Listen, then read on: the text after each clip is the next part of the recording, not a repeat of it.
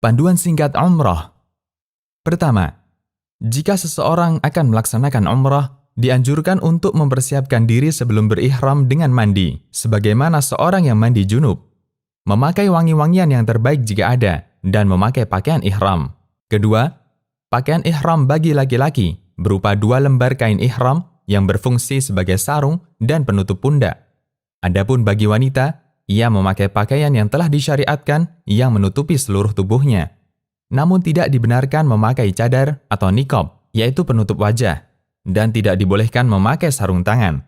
Ketiga, berihram dari miqat dengan mengucapkan labbaika umrah, yang artinya, aku memenuhi panggilanmu untuk menunaikan ibadah umrah.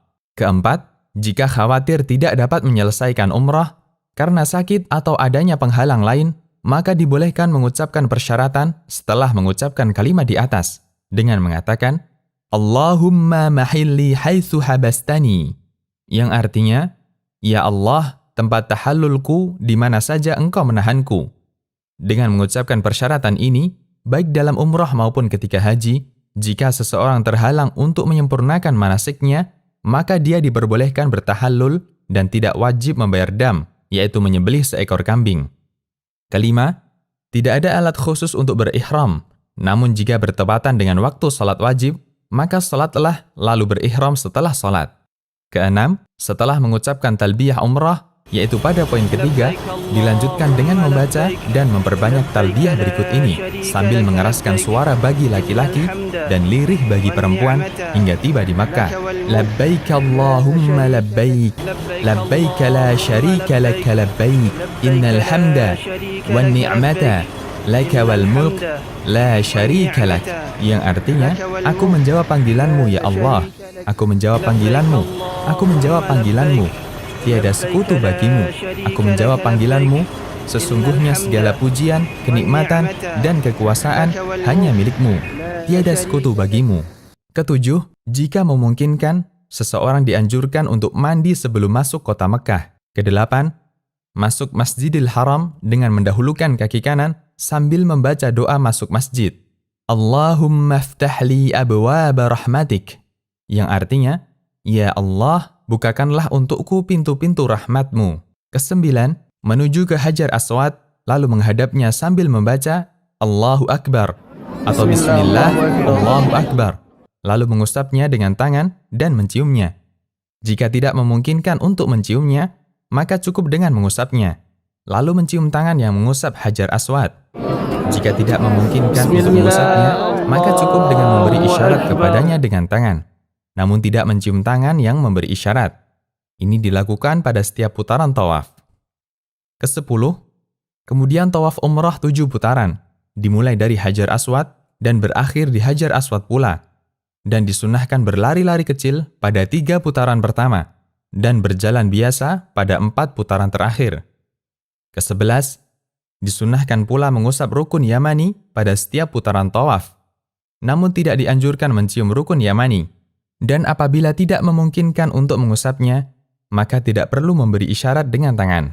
Ke-12, ketika berada di antara rukun Yamani dan Hajar Aswad, disunahkan membaca Rabbana atina fid dunya hasanah wa fil akhirati hasanah wa qina adzabannar, yang artinya, ya Rabb kami, karuniakanlah pada kami kebaikan di dunia dan kebaikan di akhirat, serta selamatkanlah kami dari siksa neraka. Ke-13, tidak ada zikir atau bacaan tertentu pada waktu tawaf, selain yang disebutkan pada nomor 12. Dan seseorang yang tawaf boleh membaca Al-Quran atau doa dan zikir yang ia suka. Ke-14, setelah tawaf, menutup kedua pundaknya, lalu menuju ke makam Ibrahim sambil membaca وَاتَّخِذُوا مِن مَقَامِ إِبْرَاهِيمَ مُصَلَّى, yang artinya, dan jadikanlah sebagian makam Ibrahim tempat salat. Ke-15, salat sunnah tawaf 2 rakaat di belakang makam Ibrahim. Pada rakaat pertama, setelah membaca surat Al-Fatihah, membaca surat Al-Kafirun. Dan pada rakaat kedua, setelah membaca Al-Fatihah, membaca surat Al-Ikhlas. Ke-16, setelah salat, disunahkan minum air zam-zam dan menyirami kepala dengannya. Ke-17, kembali ke Hajar Aswad, bertakbir, lalu mengusap dan menciumnya jika hal itu memungkinkan, atau mengusapnya atau memberi isyarat kepadanya. Ke-18. Kemudian menuju ke Bukit Safa untuk melaksanakan sa'i umrah, dan jika telah mendekati Safa, membaca, Inna Safa wal Marwata min sya'airillah. Sesungguhnya Safa dan Marwah adalah sebagian dari syiar Allah. Lalu mengucapkan, Nabda'u bima bada'allahu bih. Ke-19. Menaiki Bukit Safa, lalu menghadap ke arah Ka'bah hingga melihatnya, jika hal itu memungkinkan. Kemudian membaca, Allahu Akbar, Allahu Akbar, Allahu Akbar. La ilaha illallah, wahdahu la syarika lah, lahul mulku wa lahul hamdu yuhyi wa yumit, wa huwa ala kulli syai'in qadir.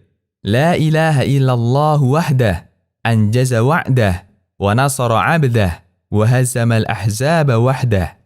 Ke-20, bacaan ini diulang 3 kali dan berdoa di antara pengulangan-pengulangan itu dengan doa apa saja yang dikehendaki. Ke-21, lalu turun dari Safa dan berjalan menuju ke Marwah.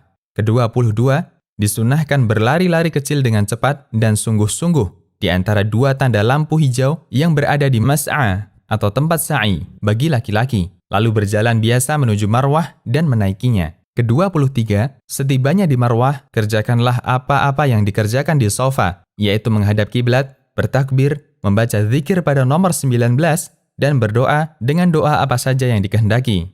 Perjalanan dari Safa ke Marwah dihitung 1 putaran. Ke-24, kemudian turunlah lalu menuju ke Safa dengan berjalan di tempat yang ditentukan untuk berjalan dan berlari bagi laki-laki di tempat yang ditentukan untuk berlari. Lalu naik ke Safa dan lakukan seperti semula. Dengan demikian, terhitung 2 putaran. Ke-25, lakukanlah hal ini sampai 7 kali dengan berakhir di Marwah. Ke-26, ketika sa'i tidak ada zikir-zikir tertentu, maka boleh berzikir, berdoa, atau membaca bacaan-bacaan yang dikehendaki. Ke-27, jika membaca doa ini, Allahumma ghfir warham, wa antal a'azzul akram, yang artinya, Ya Rabbku, ampunilah dan rahmatilah aku. Sesungguhnya engkaulah yang maha perkasa dan maha pemurah. Tidaklah mengapa, karena telah diriwayatkan dari Abdullah bin Mas'ud dan Abdullah bin Omar radhiyallahu anhuma, bahwasanya mereka membacanya ketika sa'i. Ke-28, setelah sa'i, maka bertahallul dengan memendekkan seluruh rambut kepala atau mencukur gundul, dan yang mencukur gundul itulah yang lebih afdal. Adapun bagi wanita, cukup dengan memotong rambutnya sepanjang 1 ruas jari. Ke-29, setelah memotong atau mencukur rambut, maka berakhirlah ibadah umrah, dan Anda telah dibolehkan untuk mengerjakan hal-hal yang tadinya dilarang ketika dalam keadaan ihram.